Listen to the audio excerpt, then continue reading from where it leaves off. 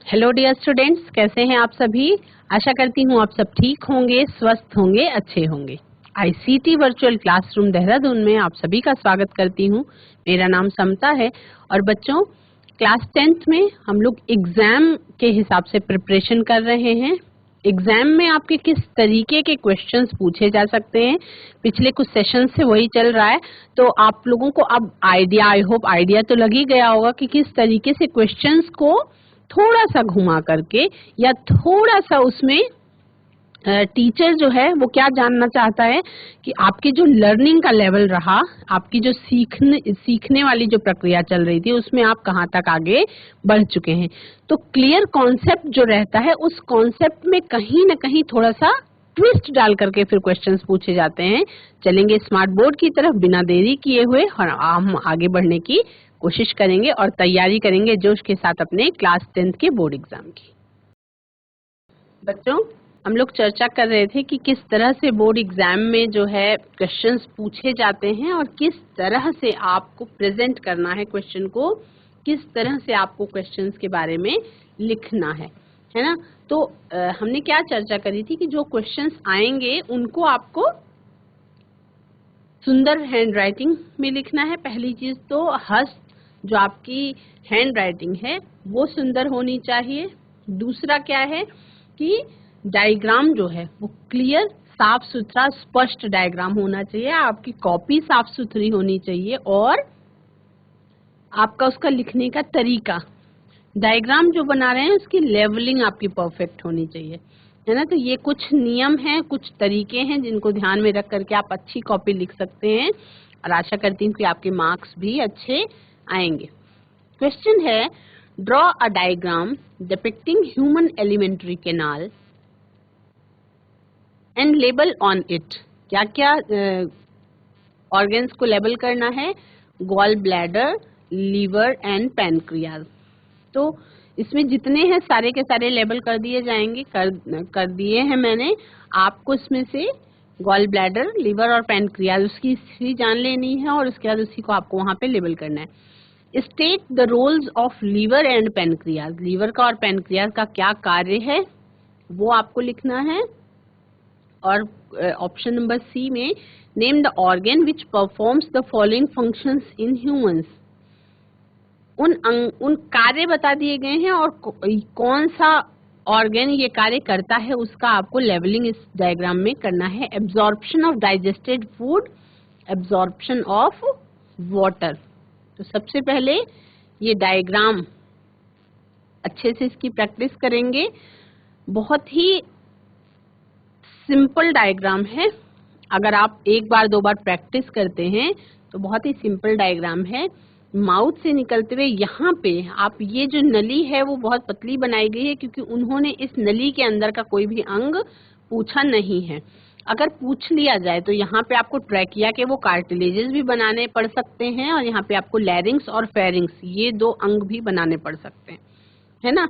अगर क्वेश्चन में आपसे वो लाल ग्रंथियों के नाम पूछ रहे तो थोड़े छोटे छोटे फिर लाल ग्रंथियां भी बनानी पड़ेंगी, लेकिन पूछा नहीं गया है तो इसलिए बनाया भी नहीं गया। माउथ, ये जो आपकी कैनाल है इसको क्या कहते हैं? एसोफेगस कहते हैं, है ना। जे शेप बैग लाइक स्ट्रक्चर है जिसको आप क्या कहते हैं? स्टमक कहते हैं।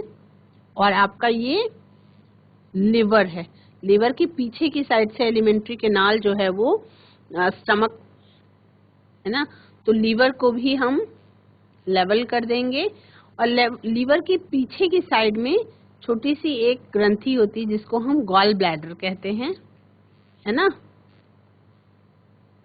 और ये है पैनक्रियाज जो आपको दिखाई नहीं पड़ रहा है, पैनक्रियाज जो है वो। और उसके बाद ये पत्ती की जैसी संरचना होती है पैनक्रियाज की।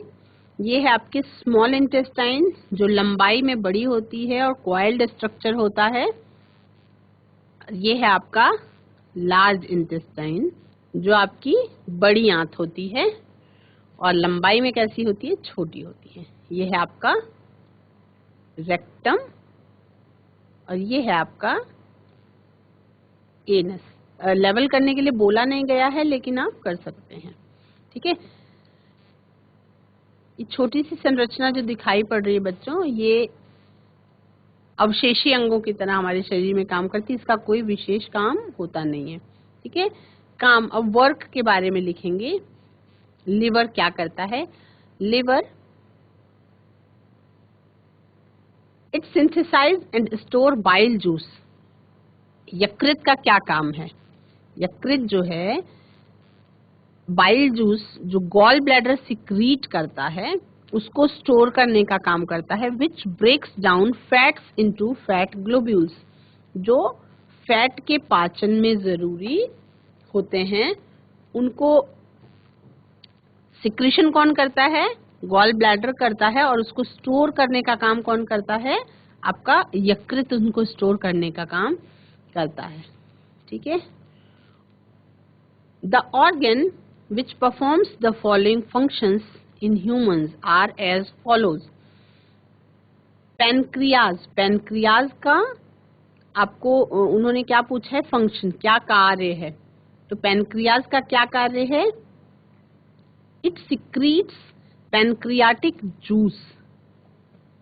पैनक्रियाज से पैनक्रियाटिक जूस स्रावित होता है, which contains protein digesting and starch digesting enzymes.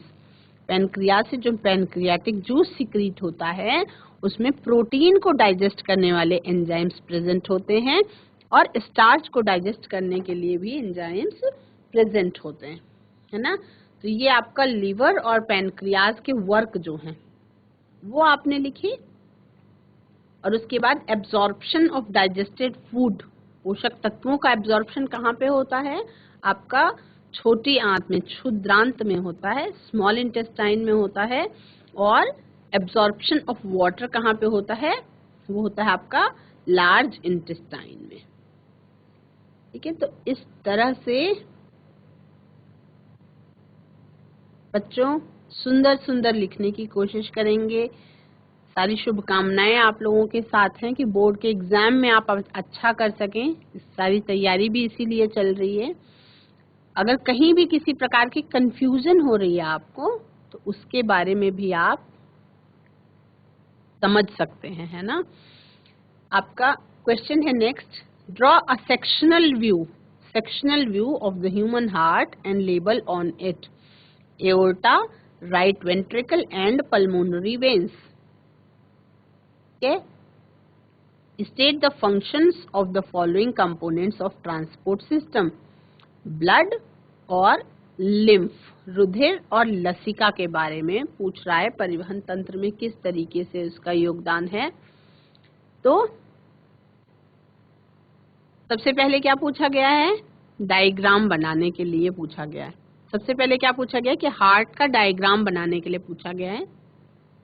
इसमें आपका the internal structure of human heart section वाला डायग्राम पूछा गया है, यानी कि जिसमें आपको डायग्राम का सेक्शन दिखाना है।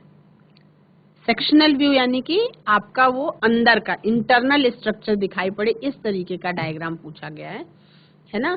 तो डायग्राम को प्रैक्टिस करेंगे सुंदर से। ये तो जैसे इस तरीके का डायग्राम अगर आप बनाएंगे तो उससे क्या होगा, थोड़ा सा आपको ज्यादा मार्क्स मिलने की संभावना होती है ना। आप सबको पता है कि जो हार्ट है आपका वो क्या है? हमारे शरीर का एक पंपिंग मशीन है। क्या है? हमारे शरीर का पंपिंग मशीन है कि यानी वहां पे क्या होता है, ब्लड का जो अशुद्ध रक्त है वो पंपिंग के द्वारा शुद्ध रक्त में बदला जाता है। यही आपके हार्ट का जो है वो काम है ना। तो हृदय कैसा है? एक मस्कुलर ऑर्गन है, बहुत सारी मसल्स से मिलकर के बना हुआ होता है। जो किस व्यक्ति में या किस बच्चे में हार्ट का साइज कितना होगा, तो अब ये समझ सकते हैं कि जैसे मान लीजिए कोई भी मनुष्य जितना बड़ा है अपनी मुट्ठी को बंद करेगा, तो जितनी बड़ी किसी भी व्यक्ति की मुट्ठी है हार्ट का शेप भी उतना ही बड़ा होता है। हार्ट का आकार जो है उतना ही बड़ा होता है। जिसकी बड़ी मुट्ठी है उसका हार्ट उतना बड़ा होगा, और छोटे बच्चों की मुट्ठी बिल्कुल छोटी सी होती तो उनका हार्ट भी छोटा सा होता है। यानी कि पर्टिकुलर हर व्यक्ति पे निर्भर करता है, जितनी बड़ी जिसकी मुट्ठी उतना बड़ा उसका हार्ट, है ना। तो रुधिर जो है वो उसको जो ब्लड है, ब्लड दो तरीके की गैसेस को कैरी करता है, आपका ऑक्सीजन को भी कैरी करता है और कार्बन डाइऑक्साइड को भी कैरी करता है ना। तो ऑक्सीजनेटेड ब्लड जिसमें ऑक्सीजन प्रचुर मात्रा में है और ऐसा ब्लड जिसमें कार्बन डाइऑक्साइड है प्रचुर मात्रा में, तो दोनों ब्लड्स को अलग अलग करने के लिए, दोनों ब्लड को अलग अलग करने के लिए आप अगर हार्ट को एक घर की तरह सोचे तो हार्ट में, हृदय को यदि आप एक घर समझ लें तो ये समझें कि इस हृदय वाले घर में 4 कमरे होते हैं, है ना। 4 कमरों में, अलग अलग 4 कमरों में बटा हुआ होता है ये, है ना। क्यों? क्योंकि जो आपका ब्लड है, ऑक्सीजनेटेड ब्लड है और डीऑक्सीजनेटेड ब्लड है, उनको मिलने से रोकने के लिए, आपस में वो मिक्स ना हो जाएं और सारा सिस्टम ना गड़बड़ हो जाए, इसलिए हृदय जो है, हार्ट जो है, वो 4 कोष्ठों में, कह सकते हैं हम 4 कमरों में बटा हुआ होता है, 4 भागों में बटा हुआ होता है ना। क्योंकि कार्बन डाइऑक्साइड जो प्रचुर रुधिर है, जो ब्लड है, उसको कार्बन डाइऑक्साइड को छोड़ने के लिए वापस फिर कहाँ जाना होता है? फेफड़ों में। देखिए, सारी जितनी भी प्रक्रियाएं हमारे शरीर में हो रही हैं, उसमें सारे अंग एक दूसरे के साथ मिलके काम करते हैं, है ना। अगर आपके लंग्स बिल्कुल सही तरीके से काम नहीं कर रहे हैं तो आपका हार्ट जो है वो उस काम को नहीं परफॉर्म कर पाएगा। तो धीरे धीरे सारे अंगों के काम जो है वो एक दूसरे से कैसे हैं? जुड़े हुए होते हैं, है ना। तो फेफड़े और हार्ट ये दोनों मिल के काम करते हैं। फेफड़े सांस को लेने में और सांस को छोड़ने में आपकी हेल्प करते हैं, यानी कि ऑक्सीजन को शरीर के अंदर खींचने में हेल्प करते हैं और कार्बन डाइऑक्साइड को शरीर से बाहर निकालने में हेल्प करते हैं, ठीक है। और हार्ट क्या करता है? जो ऑक्सीजन आप शरीर में ले लेते हैं उसको हार्ट से फेफड़े में पहुंची ऑक्सीजन, ठीक है, अब उस ऑक्सीजन को फेफड़ों से हार्ट तक पहुंचा देती है ना। फेफड़ों से आपके हार्ट तक पहुंचाने का काम, और उसके बाद जो कार्बन डाइऑक्साइड युक्त ब्लड है जो आपके फेफड़ों में पहुंच गया, उसको फिर वापस कहाँ जाना होता है? आपका हार्ट में ब्लड का पंपिंग होता है, ठीक है। हार्ट में ब्लड का पंपिंग होता है, वहां पे ऑक्सीजनेटेड ब्लड पूरे शरीर में पहुंचाया जाता है। उसके बाद फिर से अशुद्ध रक्त कहाँ पहुंचेगा? अशुद्ध रक्त आपका आता जाता, मतलब एक तरीके की ये मशीन जो है वो नियमित चलती रहती है ना। जब ऑक्सीजनेटेड ब्लड होता है तो उसको शरीर के सभी हिस्सों में पहुंचाना पड़ता है ना। तो सबसे पहले क्या होता है कि ऑक्सीजनेटेड ब्लड जो है वो फुफ्फुस से, एल्वियोलाई से आपके हार्ट में बाईं ओर स्थित जो बायां आलिंद है उसमें आता है ना। इसको कलेक्ट करते टाइम बायां आलिंद जो है वो रिलैक्स रहता है ना, शिथिल रहता है, और अगला कोष जो बायां निलय है वो फैलता है, तब ये संकुचित होता है। तो इससे रुधिर जो है स्थानांतरित हो जाता है, इस तरह से पंपिंग होती रहती है और अपना हार्ट जो है वो काम करता रहता है। तो इसके जो पार्ट्स हैं उनके बारे में आप इस तरीके से लिख लेंगे कि pulmonary valve, pulmonary veins, tricuspid valve, यहाँ पे bicuspid valve, left atrium, inferior vena cava, left ventricle, aortic valve, जो भी है इसका आप डायग्राम जब बनाएंगे, फुफ्फुस धमनियां, फुफ्फुस शिराएं, बायां आलिंद, बायां निलय, दायां आलिंद, दायां निलय, ठीक है। और उसको सुपीरियर वेना कावा, एओर्टा, है ना। ये सारा जो है आप डायग्राम जब बनाएंगे तो इस तरीके से सुंदर से उसको लेवलिंग भी करेंगे, है ना। अब आपको क्या देखना है? The functions of the blood and lymph. आपको ब्लड और लिम्फ के फंक्शंस के बारे में भी लिखना है, ठीक है। The functions of blood and lymph are as follows. Blood के क्या फंक्शंस हैं और लिम्फ के, रुधिर और लसिका के फंक्शंस के बारे में आपको लिखना है। तो पहले आप लिखेंगे रुधिर के बारे में, ब्लड के बारे में। Oxygen is transported by the blood to the tissues of the body for the breakdown of digested food. Oxygen जो है वो ट्रांसपोर्ट की जाती है किसके द्वारा? रुधिर के द्वारा, ब्लड के द्वारा सभी शरीर के ऊतकों को, ताकि जो हमारा पचने वाला भोजन है उसको, जो डाइजेस्टेड फूड है उसका ब्रेक डाउन किया जा सके सिंपलेस्ट अणुओं में, ठीक है। नेक्स्ट, ब्लड का क्या काम है? Carbon dioxide is transported to the lungs by the blood plasma. Carbon dioxide जो है वो लंग्स तक किसके थ्रू पहुंचती है? ब्लड प्लाज्मा, यानी कि लिक्विड ब्लड के थ्रू पहुंच जाती है कार्बन डाइऑक्साइड, ठीक है। ये क्वेश्चन बहुविकल्पीय प्रश्न में भी पूछा जा सकता है कि जब ब्लड के अंदर ऑक्सीजन होती है तो ऑक्सीजन किसके साथ अटैच होके ब्लड में जाती है ना? हीमोग्लोबिन के साथ अटैच होती है, और जो कार्बन डाइऑक्साइड है वो हीमोग्लोबिन के साथ अटैच नहीं होती।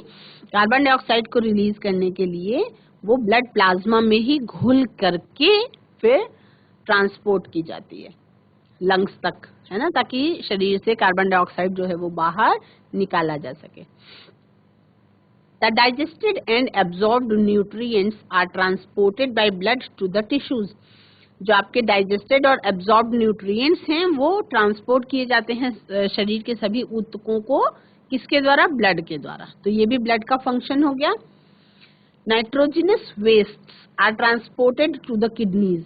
जो नाइट्रोजिनस वेस्ट्स हैं ये भी किडनी तक ट्रांसफर किए जाते हैं। ये भी किसके द्वारा किए जाते हैं? ब्लड के द्वारा किए जाते हैं। तो ये सब क्या है? रक्त के कार्य हैं।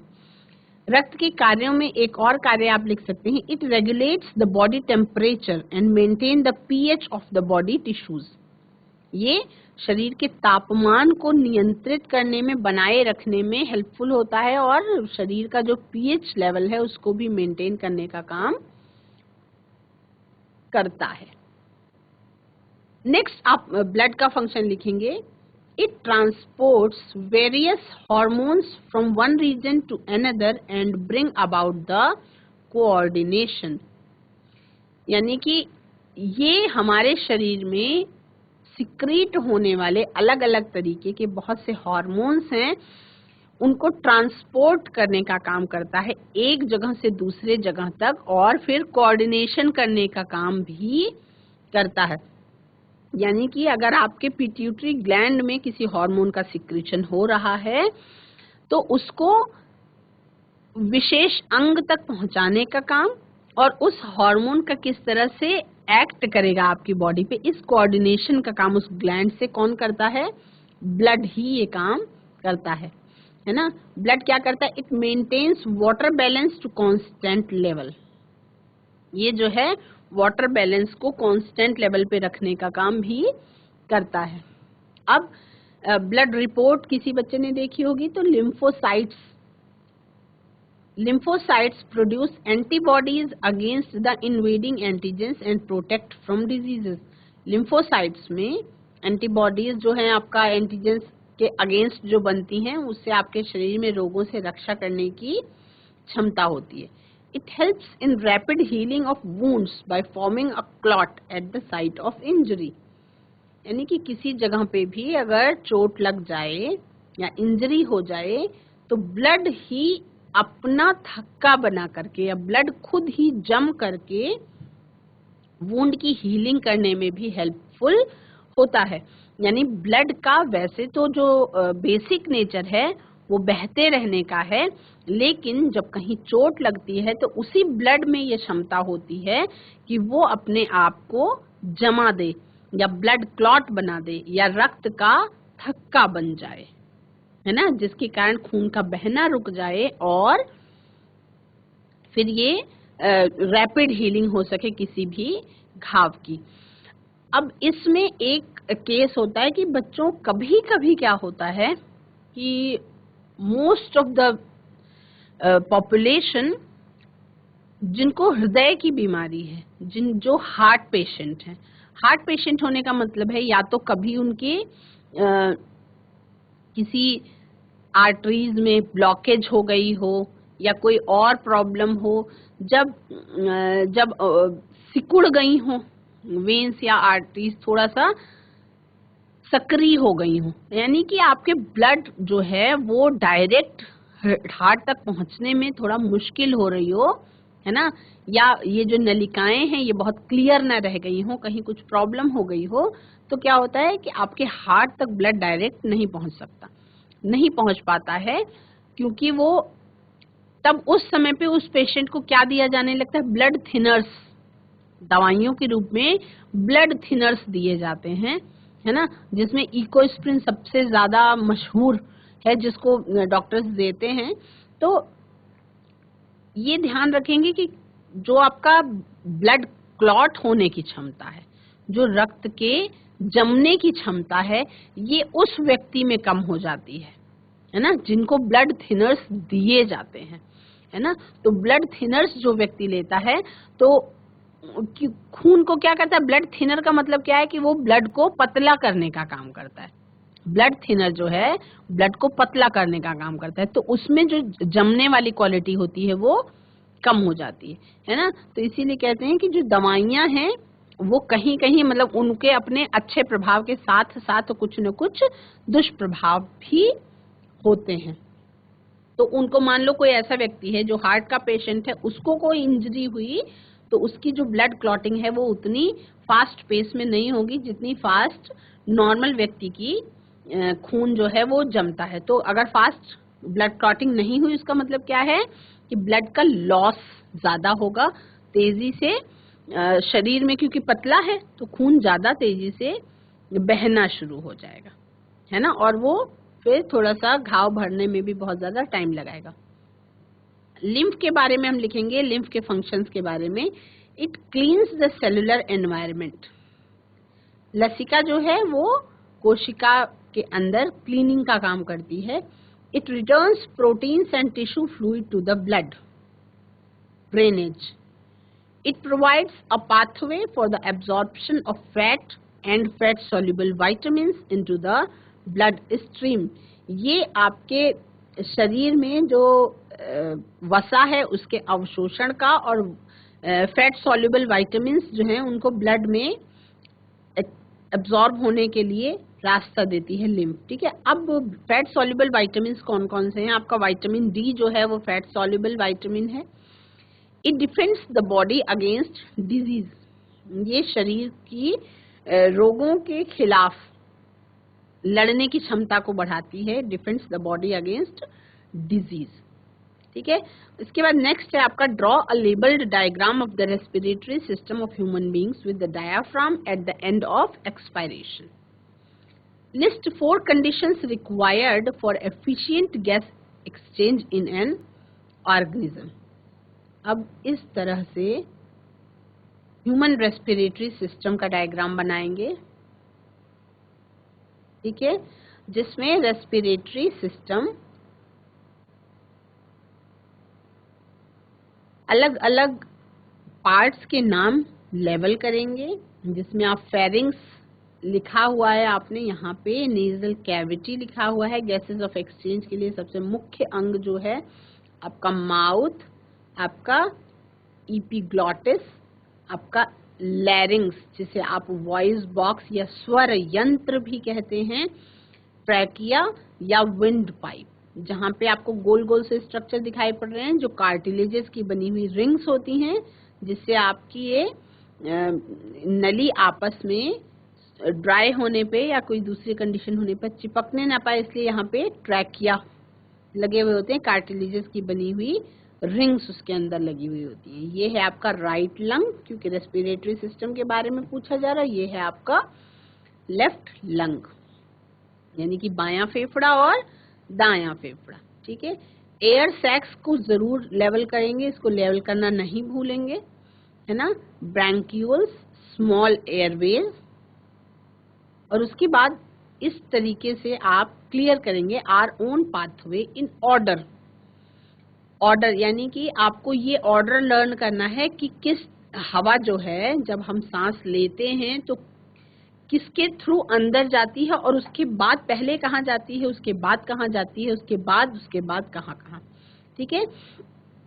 तो सबसे पहले रेस्पिरेटरी सिस्टम में, ह्यूमन रेस्पिरेटरी सिस्टम में, मानव श्वसन तंत्र में सबसे पहले आप अपनी नाक के रास्ते से सांस लेते हैं, है ना, इनहेल करते हैं ऑक्सीजन युक्त वायु को। तो माउथ या नेजल कैविटी से आप क्या करते हैं, गैस को इनहेल करते हैं।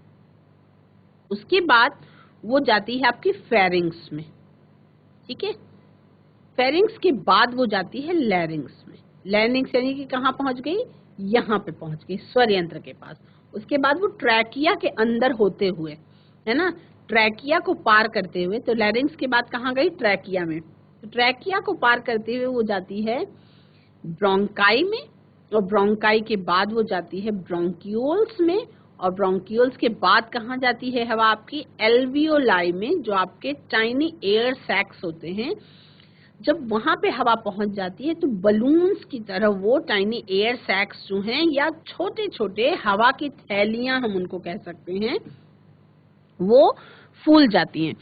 तो एल्वियोलाई जो हैं वो बहुत सतही क्षेत्रफल को, फेफड़े की सतही क्षेत्रफल को बढ़ाने का काम करती हैं। जो एल्वियोलाई होती हैं वो शरीर में सतही क्षेत्रफल को, या आपके लंग्स में सतही क्षेत्रफल को बढ़ाने का काम करती हैं, जिससे क्या होती है, हवा जो है पूरे फेफड़े में पहुंच जाती है, ठीक है। अब क्वेश्चन का आंसर लिख रहे हैं, a large surface area over which exchange can takes place.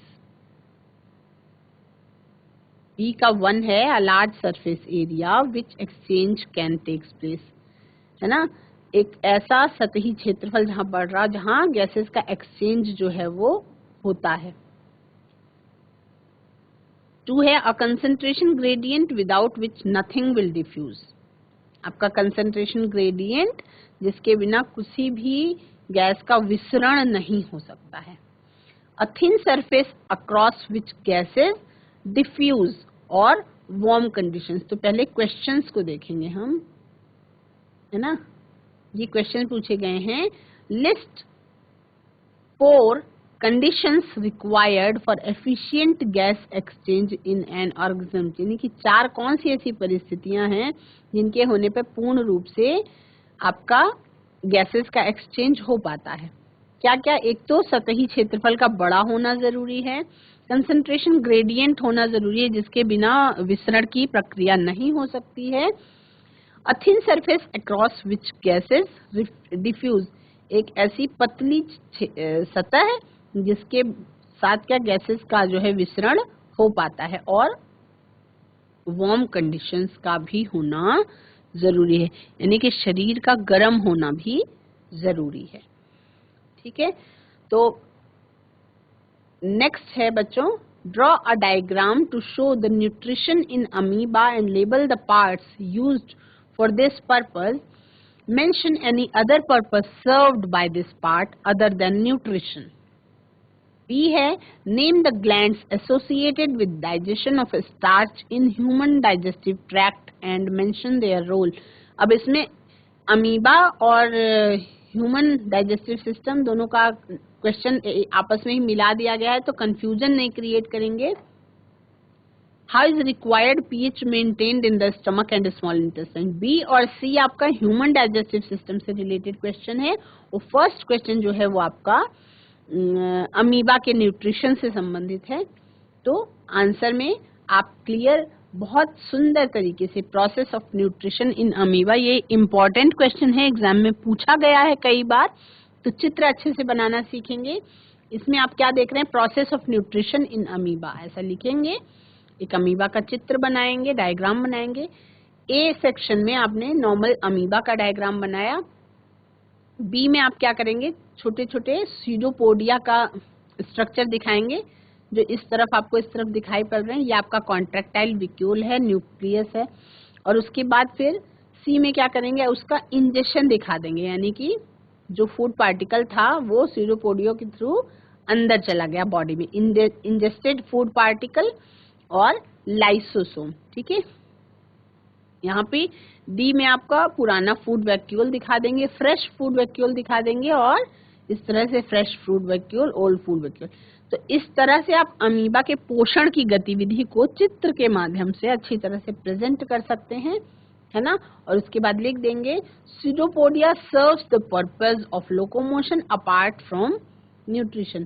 Pseudopodia जो है वो न्यूट्रिशन के अलावा उनके लोकोमोशन में भी क्या करता है, हेल्प करता है। ये अमीबा की बात हो गई। बी क्वेश्चन पूछा जा रहा है, the salivary gland is associated with the digestion of starch in human digestive tract. Salivary gland जो है वो स्टार्च के डाइजेशन के लिए उत्तरदायी होती है या उसी के लिए एसोसिएटेड होती है आपका डाइजेस्टिव ट्रैक्ट में, क्योंकि आप सबको पता है कि स्टार्च का जो डाइजेशन है वो right in your mouth start हो जाता है। आपके मुंह से ही स्टार्च का, कार्बोहाइड्रेट्स का पाचन शुरू हो जाता है। और आपके सलाइवा में कौन सा एंजाइम प्रेजेंट होता है, आपके सलाइवा में अमाइलेज नाम का एंजाइम प्रेजेंट होता है। आपके सलाइवा में अमाइलेज नाम का एंजाइम प्रेजेंट होता है जो कि एक सलाइवरी अमाइलेज है। This enzyme converts starch into maltose. ये एंजाइम स्टार्च को माल्टोज, जो कि एक प्रकार की शुगर है, उनमें कन्वर्ट करने का काम करती है। ठीक है। सी है आपका, gastric glands present on the walls of the stomach release HCl। Gastric glands जो हैं, जो आपके वॉल्स पे प्रेजेंट होती हैं डाइजेस्टिव सिस्टम में, स्टमक के अंदर की तरफ, वो HCl निकालती हैं। HCl क्या है, किसी भी प्रोटीन के पाचन के लिए, किसी भी प्रकार का जो आप भोजन में प्रोटीन ले रहे हैं उसके पाचन के लिए माध्यम का अम्लीय होना जरूरी है, एसिडिक मीडियम का होना जरूरी है ना, ताकि उस पे पेप्सिन एंजाइम जो है वो अपना काम ठीक से कर सके। क्योंकि पेप्सिन एंजाइम जो अपना एक्शन है वो केवल अम्लीय माध्यम में ही परफॉर्म कर पाता है। तो HCl का होना जरूरी है, क्योंकि आपके शरीर में प्रोटीन का पाचन का होना जरूरी है। अब पाइल जूस देखिए, आपके शरीर में डाइजेशन के टाइम पे ही कहीं पे अम्लीय माध्यम का होना जरूरी है, कहीं पे क्षारीय माध्यम का होना जरूरी है। ठीक है। तो जो HCl है वो अम्लीय माध्यम देने का काम करता है, और उसके बाद बाइल जूस जो है वो उसको न्यूट्रलाइज करता है। कहाँ से निकलती है, लीवर से। Makes the food alkaline in small intestine. ये आपका स्मॉल इंटेस्टाइन में अल्कलाइन बना देती है उस माध्यम को, ताकि जो पैनक्रियाटिक एंजाइम है वो एक्ट कर सके। पैनक्रियाटिक एंजाइम जो है वो एक्ट कर सके। ठीक है। तो इस तरह से बच्चों समझते हुए चलेंगे, अच्छे से करेंगे, है ना, ताकि हम क्या कर सकें, अच्छे से एग्जाम में कर सकें। इसमें कहीं कोई कंफ्यूजन है तो आप क्वेश्चन पूछ सकते हैं, है ना। Gastric glands present on the walls of stomach release HCl, और HCl creates an acidic medium which facilitates the action of enzyme pepsin. Bile juice from the liver makes the food alkaline in small intestine for the pancreatic enzymes to act. बहुत अच्छे से बच्चे लिखेंगे, exam में आत्मविश्वास के साथ लिखेंगे, कहीं कोई कंफ्यूजन नहीं होगी आपको, तो आप जो है अच्छे से कर पाएंगे, है ना। इसी तरह से नेक्स्ट क्वेश्चन है, draw a labelled diagram of stomata, list 2 functions of stomata. Raw materials used during photosynthesis, right chemical equation for photosynthesis. ये भी इम्पोर्टेंट है बच्चों, जिसमें आपका स्टोमेटा की ओपनिंग और क्लोजिंग के बारे में बताया गया है। Gaseous exchange between plants and the atmosphere, plant loses water through stomata which helps in movement of minerals from soil to leaves. Raw materials for photosynthesis, carbon dioxide की जरूरत होती है, और water, chlorophyll and sunlight are the essential raw materials for photosynthesis. यानी कि प्रकाश संश्लेषण की प्रक्रिया में आपका कच्ची सामग्री कौन कौन सी जरूरत होती है, वो है आपका carbon dioxide, water, chlorophyll and sunlight. Carbon dioxide क्या है, एक प्रकार की गैस है। Carbon dioxide is a gas which is released into the atmosphere during respiration, जो respiration की प्रक्रिया के तहत, श्वसन की प्रक्रिया के समय पे एटमॉस्फेयर में रिलीज की जाती है. This gas is utilised by the autotrophic plants. श्वसन में निकलने वाली जो कार्बन डाइऑक्साइड गैस है, ये ऑटोट्रॉफिक प्लांट्स के द्वारा या स्वपोषी पौधों के द्वारा लीफ में दोबारा से एंटर कर जाती है थ्रू द स्टोमेटा, पर्णरंध्रों की सहायता से. प्रेजेंट ऑन इट्स सरफेस, यानी कि लीव्स की सरफेस पे जो स्टोमेटा प्रेजेंट होते हैं during the process of photosynthesis, यानी प्रकाश संश्लेषण की प्रक्रिया के दौरान. क्वेश्चन का आंसर हमेशा ही एकदम अपने शब्दों में लिखेंगे ताकि हर बच्चे की कॉपी डिफरेंट होगी, और अगर हर बच्चे की कॉपी डिफरेंट होगी तो टीचर को ये समझ में आएगा कि चीटिंग नहीं की गई है.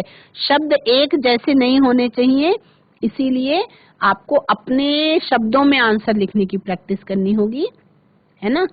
तो रटेंगे नहीं, क्योंकि कौन सा विषय है ये, विज्ञान, और विज्ञान विषय में रटना जो है वो कहीं कहीं घातक हो सकता है.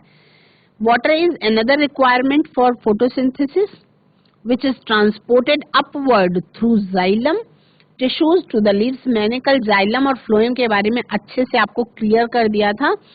From where it reaches the photosynthetic cells. This water then splits in the presence of sunlight and chlorophyll, है ना. ये जो प्रकाश संश्लेषण की प्रक्रिया है, फोटोसिंथेसिस की प्रोसेस है, इसको बहुत ब्रीफ में जब आप पढ़ेंगे तो आप क्लास 11th में इसको बहुत ब्रीफ में पढ़ेंगे, जहाँ पे किस तरीके से पानी के अणु भी टूटते हैं, उनका टूटना भी, वाली भी प्रोसेस आपको कराई जाएगी क्लास 11th में. क्लोरोफिल के बारे में जानेंगे. क्लोरोफिल क्या है? Chlorophyll is a green pigment in plants which acts as a catalyst, जो एक उत्प्रेरक की तरह कार्य करता है. It is responsible for absorption of sun's energy by the plant. Chlorophyll जो है वही उत्तरदायी है किसी भी पौधे में जो सनलाइट है उसको अब्सॉर्ब करने के लिए, ठीक है. क्योंकि क्लोरोफिल पिगमेंट पे फोटो रिसेप्टर्स मॉलिक्यूल्स प्रेजेंट होते हैं, यानी कि वो लाइट को अवशोषित करने के लिए उसके अंदर अणु मौजूद होते हैं, which play a key role in the photosynthetic process, जो एक महत्वपूर्ण स्टेप को कंप्लीट होने में हेल्पफुल होते हैं, है ना. The different types of chlorophyll molecules are chlorophyll A, अलग अलग तरीके के होते हैं. क्लोरोफिल ए होता है, chlorophyll B, chlorophyll C, D, E और बैक्टीरियो क्लोरोफिल भी होता है, of which chlorophyll A and B are the most common chlorophyll. बच्चों, आज हम लोगों ने कुछ क्वेश्चंस के बारे में किया जो आपके एग्जाम में आने की संभावना है. आज की क्लास में इतना ही. That's all for today. Have a nice day. Take care.